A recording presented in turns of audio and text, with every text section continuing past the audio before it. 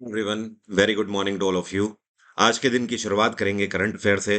क्योंकि कल current affair नहीं आ पाए थे, इसलिए आज का जो वीडियो होगा ये थोड़ा सा लेंदी होगा।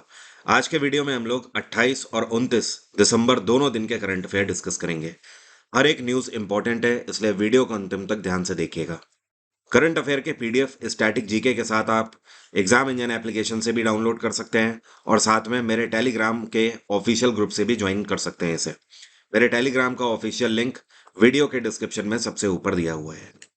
सबसे पहले बात कर लेते हैं कल के क्वेश्चन की। मैंने आपसे सवाल यह पूछा था कि हम सभी को पता है कि अयोध्या में राम मंदिर बनाया जा रहा है, तो राम मंदिर की तैयारियों की देखरेख करने के लिए जो श्री राम जन्मभूमि तीर्थ ट्रस्ट है, इसके टेजरर के रूप में किसको अपॉइंट किया गया है, मतलब इसके कोषाध्यक्ष कौन बनाए गए हैं। तो इसका सही आंसर है गोविंद देवगिरी। डायरेक्ट क्वेश्चन था, इसमें और कुछ सोचने वाली बात ही नहीं है। अब शुरू करते हैं करंट अफेयर। पहले बात कर लेते हैं 28 तारीख के करंट अफेयर की, और उसके बाद आज के करंट अफेयर भी कवर कर लेंगे। अभी हाल ही में ये कौन से राज्य की पुलिस है जिसके द्वारा साल 2024 के लिए mission investigation at 75 days launch किया गया है? तो ये है बिहार पुलिस। और बिहार सरकार ने फैसला लिया है कि अब से 1 जनवरी 2024 से, मतलब अगले 3 दिन के बाद से, बिहार में पुलिस के लिए ये मैंडेटरी हो जाएगा कि कोई भी एफआईआर अगर फाइल होती है तो उसको 75 दिनों के अंदर ही सॉल्व करना होगा। तो फिलहाल ये प्रावधान है, और साथ में जो इसकी जांच है वो हर 1 महीने के अंतर्गत करी जाएगी। मतलब 1 जनवरी से इसकी शुरुआत हो रही है, तो जनवरी की आखिरी तारीख में इन्वेस्टिगेशन भी करी जाएगी कि किसने कितनी फाइल रिसीव करी हैं एफआईआर के तौर पर, और कितने थानों में उसको रिजॉल्व भी किया गया है। अगर ये काम ठीक तरीके से होता है तो ये काफ़ी सराहनीय कार्य होगा, क्योंकि ये बिहार के अंदर क्राइम रेट को भी कम करेगा, और साथ में जो लोग पीड़ित हैं उनके लिए भी एक वेल विशिंग के रूप में स्कीम नज़र आ रही है। लेकिन हाँ, अगर ये ग्राउंड लेवल पे पूरे तरीके से अप्लाई होती है तब बात बनेगी। बिहार में इस टाइम पे नीतीश कुमार की सरकार है। यहाँ पे गवर्नर हैं राजेंद्र अर्लेकर। कौन है? राजेंद्र अर्लेकर। अभी हाल ही में एक किताब लॉन्च करी गई है। इस किताब का नाम है 4 स्टार्स ऑफ डेस्टिनी। ये किताब किसके द्वारा लिखी गई है? तो इसको लिखा है जनरल एम नरावने ने। एम नरावने, आपको बता दूं, इंडियन आर्मी चीफ रह चुके हैं साल 2019 से लेकर 2022 तक। और इस किताब की खास बात यह है कि ये इनकी ऑटोबायोग्राफी तो है ही है। इतना ही नहीं, इस किताब में ऐसा कहा जा रहा है कि अभी 2020 में जो लद्दाख वाले रीजन में इंडियन आर्मी और चाइनीज आर्मी के बीच में जो झड़प हुई थी, उसके बारे में कई सारी चीजें इन्होंने रिवील करी हुई हैं। Interesting fact. इसके अलावा एक और इंटरेस्टिंग बात है इस किताब के अंदर। अभी हाल ही में भारत सरकार ने अग्निपथ योजना लॉन्च करी थी, जिसके अंदर अग्निवीर्स को शामिल किया जा रहा है 4 साल की ड्यूटी के लिए। तो इन्होंने इस किताब में कुछ ऐसी चीजें भी रिवील करी हुई हैं। इनका कहना है कि उस टाइम पर Indian army, Indian navy, Indian air force, तीनों विंग्स किस तरीके से शॉक्ड थे इस योजना को सोचकर, और उस टाइम पर बैकग्राउंड में क्या चल रहा था। तो इस तरीके की काफी ऐसी जानकारी है जो कि इंटरेस्टिंग होंगी। और जाहिर सी बात है, इसका नाम इसलिए है 4 स्टार्स ऑफ डेस्टिनी, क्योंकि नरावने 4 स्टार ऑफिसर थे। जो इंडियन आर्मी चीफ होता है वो 4 स्टार ऑफिसर ही होता है। और आपको पता है आर्मी दिवस कौन से दिन हम लोग मनाते हैं? बस कुछ ही दिनों में आने वाला है। हर साल 15 जनवरी को थल सेना दिवस मनाया जाता है। ये कौन सा देश है जिसने फैसला लिया है कि माइनिंग के दौरान ऐसे मिनरल्स जो कि रेयर हैं, अब से उनका एक्सपोर्ट बैन कर दिया जाएगा? तो ये है चाइना। चाइना के अंदर सी जिनपिंग सरकार ने फैसला लिया है कि ऐसे रेयर मिनरल्स जो कि खुदाई के दौरान मिलते हैं, अब से उनको पूरे तरीके से एक्सपोर्ट में बैन किया जाएगा, क्योंकि ऐसे रेयर मिनरल्स चाइना ऑब्वियस सी बात है अपने पास रखना चाहता है। और ये जो रेयर मिनरल्स होंगे ये कहीं ना कहीं इलेक्ट्रिक व्हीकल्स के लिए बहुत ज़्यादा इंपॉर्टेंट होते हैं, और विंड टर्बाइंस के लिए, इसके अलावा दूसरे भी इलेक्ट्रॉनिक उपकरणों के लिए काफ़ी ज़्यादा इंपॉर्टेंट होते हैं। तो इस तरीके के जो भी मिनरल्स होंगे उनको ये संरक्षित करके रखेंगे। और चाइना में आपको पता ही है सी जिनपिंग की सरकार है। ऑस्ट्रेलिया में जो प्रधानमंत्री हैं इस टाइम पे ये हैं एंथनी एल्बनीज। भारत में नरेंद्र मोदी की सरकार है, और श्रीलंका के राष्ट्रपति हैं रेनिल विक्रमसिंघे। ये कौन सा बैंक है जिसके द्वारा भारत में पहला कॉरपोरेट क्रेडिट कार्ड लॉन्च किया गया है, जो कि रुपे नेटवर्क से कनेक्टेड होगा? अभी तक कॉरपोरेट क्रेडिट कार्ड तो बहुत सारे बैंकों ने लॉन्च किए थे, लेकिन आप जो रुपे कार्ड चलाते हो ना, ये डायरेक्ट उससे कनेक्टेड क्रेडिट कार्ड होगा, जिसको आप कहीं ना कहीं अपने यूज में ला सकते हो, और इसमें आपका रुपए क्रेडिट कार्ड वाला जो अकाउंट है वो भी कनेक्टेड रहेगा। और इसका नाम रखा गया है ई स्वर्ण। क्या नाम रखा गया है? ई स्वर्ण। और इसको लॉन्च किया गया है इंडस इंड बैंक के द्वारा। इंडस इंड बैंक की स्थापना 1994 में करी गई थी। इसका हेडक्वार्टर है मुंबई। और इस टाइम पे इस बैंक के सीईओ हैं सुमंत खतपालिया। क्या नाम है? सुमंत खतपालिया। बाकी यस बैंक की बात करें तो इसकी स्थापना 2004 में करी गई है, नया बैंक है ये। और इसका हेडक्वार्टर है मुंबई। एक्सिस बैंक की स्थापना 1993 में करी गई थी, इसका हेडक्वार्टर भी मुंबई है। और एचडीएफसी की स्थापना 1994 में करी गई, इसका भी हेडक्वार्टर मुंबई है।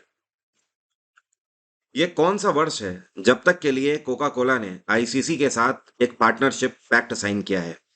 तो कोका कोला ने, आपको बता दूं, 2019 में 4 साल का पैक्ट साइन किया था आईसीसी के साथ कि आईसीसी के जितने भी इवेंट्स होंगे, चाहे वो वनडे इंटरनेशनल हो, चाहे वो T20 मैचेस हो, मेंस एंड विमेंस कैटेगरी के, सब में कोका कोला को ही प्रमोट करेगा आईसीसी। इसके लिए जाहिर सी बात है आईसीसी को फंडिंग भी कर रहे हैं कोका कोला। अभी फिलहाल ये जो पार्टनरशिप है इसको एक्सटेंड कर दिया गया है 2031 तक के लिए। तो आपने कई बार देखा होगा कि आईसीसी में जो भी क्रिकेट के मैचेस आप देखते हो, चाहे वो मेंस कैटेगरी में हो या विमेंस कैटेगरी में हो, सब में आप देखोगे कोका कोला कहीं ना कहीं एक ब्रांडिंग के रूप में आपको दिखाई देता है। कोका कोला एक अमेरिकी कंपनी है। इसकी स्थापना 1886 में करी गई थी। इसका हेडक्वार्टर है अटलांटा। क्या है? अटलांटा। और इस टाइम पे इसके सीईओ हैं जेम्स क्विंसी। क्या नाम है? James Quincy. बाकी आईसीसी की अगर बात करें तो इसकी स्थापना 1909 में करी गई थी। इसका हेडक्वार्टर है दुबई। और आईसीसी के प्रेसिडेंट हैं ग्रेग ब्रैकली। वीर बाल दिवस अभी हाल ही में कौन से दिन मनाया गया? ये दिवस इस बार दूसरी बार मनाया गया है, मतलब इस बार वीर बाल दिवस का सेकंड एडिशन मनाया गया है। पिछले साल प्रधानमंत्री नरेंद्र मोदी ने इस दिवस को मनाने के लिए लॉन्च किया था। और ये दिवस हर वर्ष अब से 26 दिसंबर को मनाया जाएगा। तो पिछले साल ये पहली बार मनाया गया, इस बार दूसरी बार मनाया गया। आपको पता है वीर बाल दिवस क्यों मनाया जाता है? ये इसलिए मनाया जाता है, सिख धर्म में जो 10वें और आखिरी गुरु थे, गुरु गोबिंद सिंह, उनके बेटे मुगलों के द्वारा मार दिए गए थे। एक तरीके से आप बोल सकते हो उन्होंने वीर गति को प्राप्त हुए थे। अब ये बेटे कौन थे आपको बता देता हूं। इनके जो छोटे बेटे थे ये थे साहिबजादा जोरावर सिंह। क्या नाम है? जोरावर सिंह। ये केवल 9 साल के थे उस टाइम पे। साहिबजादा फतेह सिंह, ये केवल 7 साल के थे इस टाइम पे। और इसके अलावा साहिबजादा अजीत सिंह जो कि 18 साल के थे। और एक थे साहिबजादा जूझर सिंह। ठीक है, जूझर सिंह, ये करीब रहे होंगे 14 साल के। तो आप समझ लीजिए सबसे ज्यादा एज 18 साल और न्यूनतम एज 7 साल। इतने छोटे बच्चों को मुगलों के द्वारा आक्रमण करके मार दिया गया था आनंदपुर साहिब के हमले के दौरान। तो इस वजह से दिवस अब से हर वर्ष मनाया जाता है 26 दिसंबर को। और आपको पता होना चाहिए गुरु गोबिंद सिंह ने ही खालसा की स्थापना करी हुई है सिख धर्म में। ये कौन सा देश है जिसको भारत की तरफ से ऑयल के लिए पहली बार रुपए में पेमेंट करी गई है? तो ये देश है यूनाइटेड अरब अमीरात।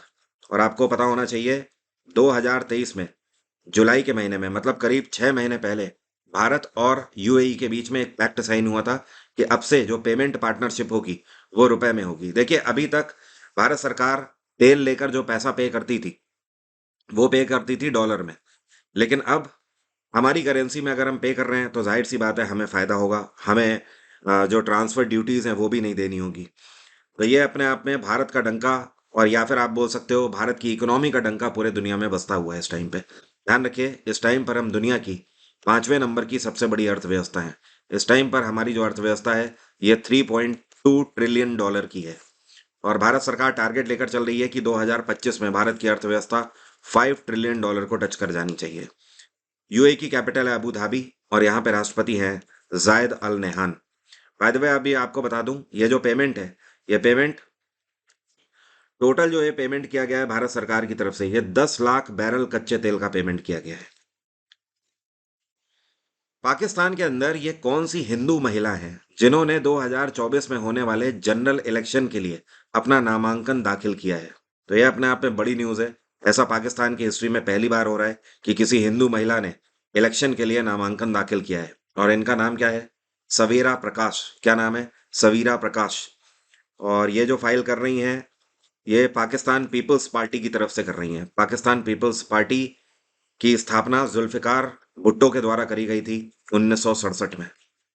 तो एक तरीके से आप बोल सकते हो इनको जो चुनाव में टिकट मिलेगा ये पाकिस्तान पीपल्स पार्टी की तरफ से मिलेगा। और जो खैबर पख्तून वाला रीजन है पाकिस्तान का, वहां से इन्होंने नामांकन दाखिल किया है। अच्छा, एक चीज और, क्या आप बता सकते हो पाकिस्तान में जब चुनाव होते हैं तो उसमें महिलाओं के लिए कितने प्रतिशत सीटें आरक्षित हैं? चलिए मैं बताता हूँ। पाकिस्तान में 5% सीटें महिलाओं के लिए आरक्षित हैं, मतलब 100 सीटों में से 5 सीटें पर महिलाएं होनी ही चाहिए। और भारत में महिलाओं को इलेक्शन में कितने प्रतिशत सीटें आरक्षित दी गई हैं? तो भारत में है 33% सीटें आरक्षित, चाहे वो लोकसभा के चुनाव हो, चाहे वो विधानसभा के चुनाव हो, या फिर वो पंचायती राज के चुनाव हो। इसरो का ये कौन से तरीके का मिशन है जिसके लिए इसरो एक्सरे पोलराइमीटर सैटेलाइट लॉन्च करने जा रहे हैं? तो ये जो मिशन है ये पोलरीमेट्री मिशन है। अब ये मिशन है क्या, देखिए। इसरो का जो ये एक्सपोसैट मिशन है इसका मेन उद्देश्य ये है कि ये न्यूट्रॉन स्टार्स और ब्लैक होल को स्टडी करेगा। ब्लैक होल आज भी अपने आप में एक मिस्ट्री है, आपको पता ही है। और न्यूट्रॉन स्टार क्या कहलाते हैं? ऐसे तारे जिनकी चमक और टेम्परेचर सब खत्म हो रहा होता है और एक सर्टेन टाइम के बाद ये ब्लैक होल में ही कन्वर्ट हो जाते हैं। तो इनकी खोज करेगा ये जो एक्सपोसैट मिशन है। इसको इसरो कब लॉन्च कर रहा है? तो बस 3 दिन के बाद 1 जनवरी को इसको लॉन्च कर रहा है इसरो। इसरो की स्थापना 1969 में करी गई थी। इसका हेडक्वार्टर है बैंगलोर और इसके चीफ हैं डॉक्टर एस सोमनाथ।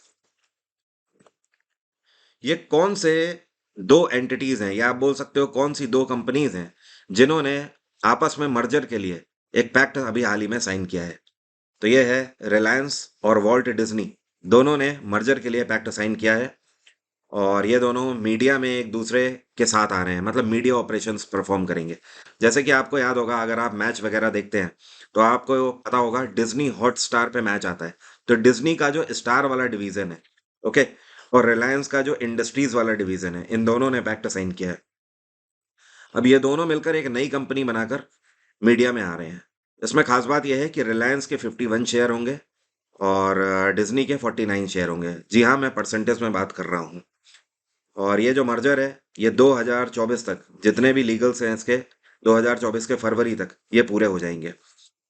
इस मर्जर के अंतर्गत रिलायंस और डिज्नी दोनों मिलकर 1.5 बिलियन डॉलर इन्वेस्ट करेंगे।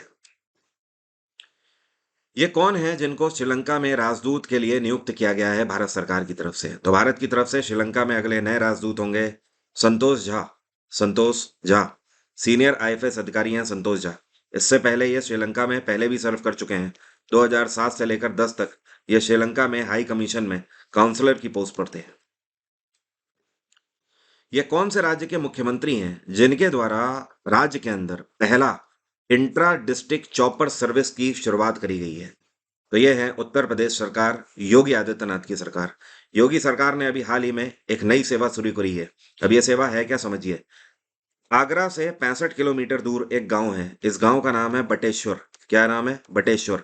इस गांव में एक हेलीपैड बनाया गया है और यहां से हेलीकॉप्टर उड़ के मथुरा में गोवर्धन जी में यहाँ तक आपको फैसिलिटी प्रोवाइड करेगा। तो जो लोग भी एक तरीके से आप बोल सकते हो आगरा के पास से डायरेक्ट गोवर्धन जाना चाहते हैं तो ये हेलीकॉप्टर की फैसिलिटी अवेल कर सकते हैं। इस तरीके की और भी कई सारी फैसिलिटीज उत्तर प्रदेश सरकार एक से दूसरे शहरों को कनेक्ट करने के लिए आने वाले समय में चलाएगी। अब आज के करंट अफेयर कवर करते हैं।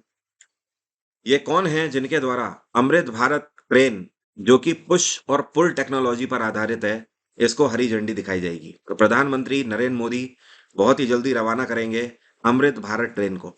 अब ये पुश पुल टेक्नोलॉजी है क्या, देखिए समझिएगा। ये जो ट्रेन है, इस ट्रेन में आगे भी इंजन है और पीछे भी इंजन है।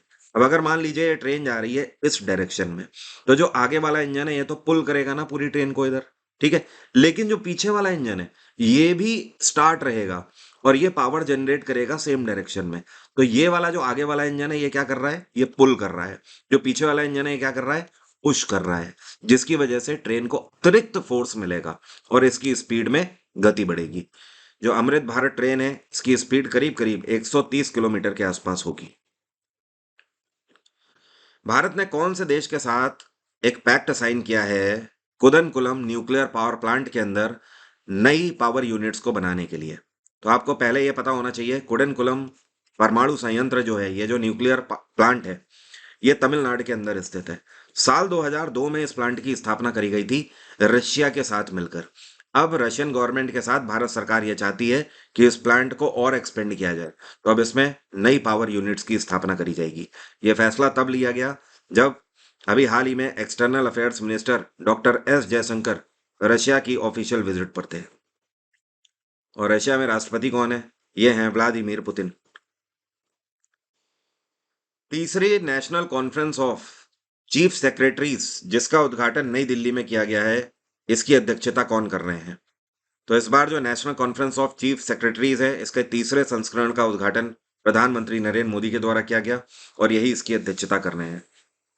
अब देखिए, ये एक इस तरीके की मीटिंग है जो कि पिछले 2 सालों से होती आ रही है, जिसमें भारत के जितने भी चीफ सेक्रेटरीज हैं, चाहे वो किसी भी मंत्रालय के चीफ सेक्रेटरी हों और चाहे वो किसी भी राज्य के चीफ सेक्रेटरी, आप ऐसे समझ लीजिए कि एग्जाम्पल के तौर पर मिनिस्ट्री ऑफ एजुकेशन में जो चीफ सेक्रेटरी व्यक्ति है, वो सीनियर आईएएस अधिकारी है, ठीक है।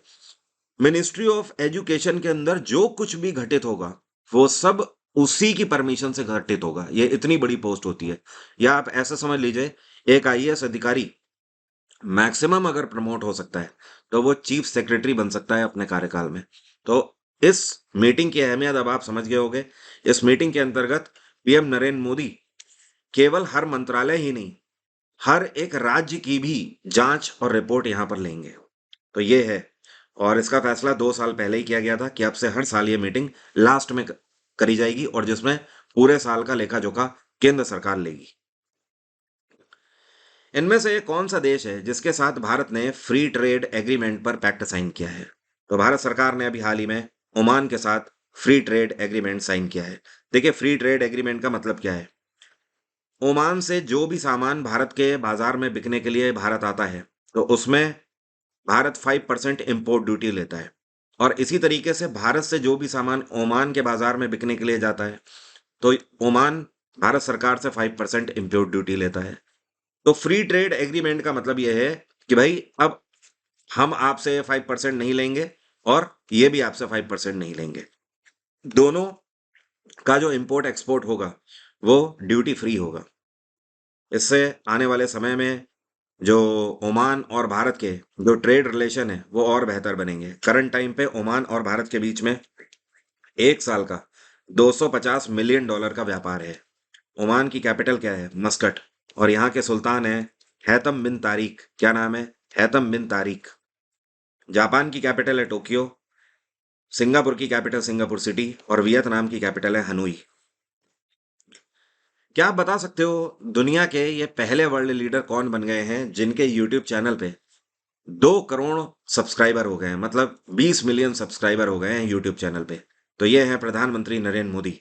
ये दुनिया के इकलौते ऐसे राष्ट्रपति और प्रधानमंत्री की सूची में शुमार हो गए हैं जिन्होंने 20 मिलियन का आंकड़ा पार कर लिया है सब्सक्राइबर के मामले में यूट्यूब पर।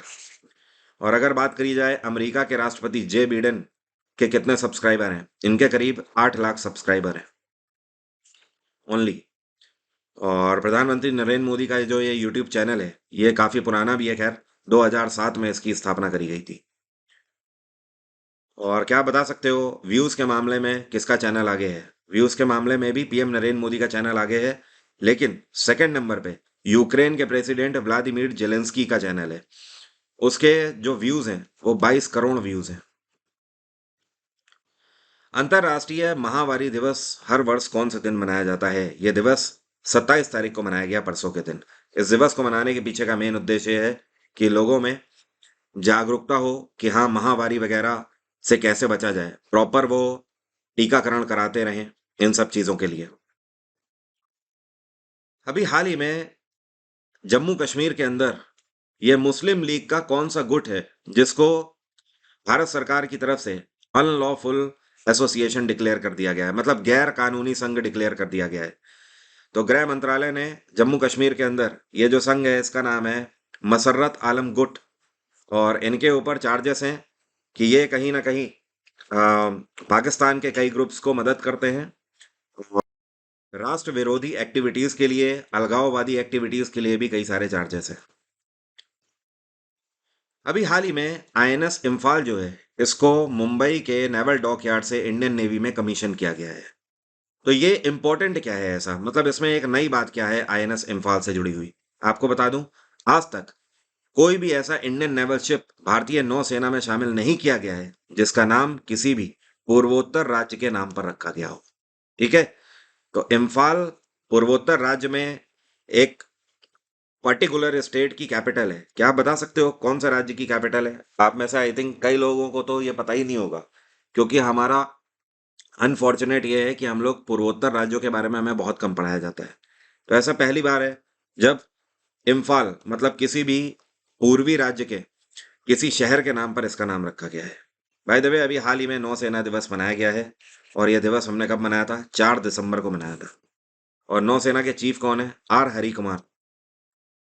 ये कौन है जिनको एचडीएफसी बैंक के चेयरपर्सन के रूप में एक बार फिर से री अपॉइंट किया गया है? तो आरबीआई के द्वारा मंजूरी दे दी गई है कि एचडीएफसी के चेयरपर्सन एक बार फिर से होंगे अतानु चक्रवर्ती। और एचडीएफसी की स्थापना 1994 में करी गई थी। हेडक्वार्टर है मुंबई, और इसके सीईओ है शशिधर जगदीशन। वैसे आपको बता दूं, जो इनका कार्यकाल शुरू होगा अतानु चक्रवर्ती का, ये कार्यकाल इनका 5 मई 2024 को खत्म हो रहा था। तो तब से फिर से कार्यकाल शुरू होगा, और अब इनका कार्यकाल चलेगा 2027 तक। एक किताब अभी हाल ही में लॉन्च करी गई है, जिस किताब का नाम है ब्रेकिंग द मोल्ड, री इमेजिनिंग इंडियाज इकोनॉमिक फ्यूचर। ये किताब किसके द्वारा लिखी गई है? तो ये किताब को लिखा है farmer RBI chief Raghuram Rajan के द्वारा, और इनके साथ ये किताब एक इकोनॉमिस्ट हैं जिनका नाम है रोहित लांबा। इन दोनों ने मिलकर इस किताब को लॉन्च किया है। और इस किताब की खास बात यह है कि इन्होंने कई सारी चीज़ें यहाँ पर बताई हुई हैं। इकोनॉमिक ट्रेजेक्ट्री में भारत ने पिछले टाइम में क्या क्या चैलेंजेस एक्सेप्ट किए हैं, और किन किन चीज़ों को अपने पोटेंशियल के साथ सॉर्ट आउट भी किया है। एक और बैंक है जिसका नाम है कोटक महिंद्रा बैंक। तो इसके भी नए चेयरमैन अपॉइंट किए गए हैं। क्या नाम है इनका? तो रिजर्व बैंक ऑफ इंडिया ने अप्रूवल दिया है कि कोटक महिंद्रा बैंक के नए चेयरपर्सन होंगे सी एस राजन। और सी एस राजन किसको सक्सीड कर रहे हैं? ये जगह लेंगे प्रकाश आप्टे की। प्रकाश आप्टे रिटायर हो रहे हैं।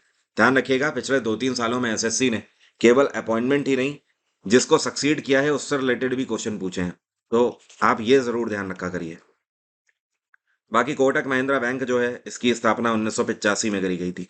इसका हेडक्वार्टर है मुंबई, और इसके सीईओ हैं अशोक वासवानी। क्या नाम है? अशोक वासवानी।